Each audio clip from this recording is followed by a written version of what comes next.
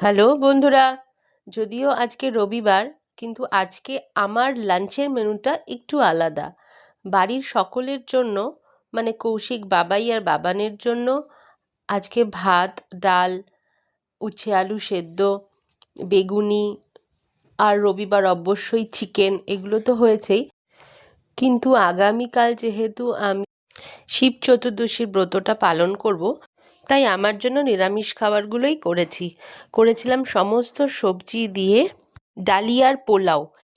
যারা আমার মতন নিরামিষ দিনে একদম মিষ্টি জাতীয় জিনিস খেতে পছন্দ করো না, তারা কিন্তু এটা ট্রাই করতেই পারো। এটা খেতেও টেস্টি হয় আর অনেকক্ষণ ধরে পেটটাও ভরা রাখে। আর তার সাথে করেছিলাম পনির আলুর তরকারি আর কুমড়োর বড়া ভাজা।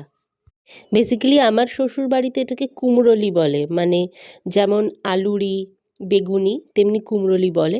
তো সেটাই করেছিলাম। আগামী এই দুটো দিন মহাশিবরাত্রি, মহাদেব যেন আমাদের সকলকে রক্ষা করেন। ভালো থেকো সবাই।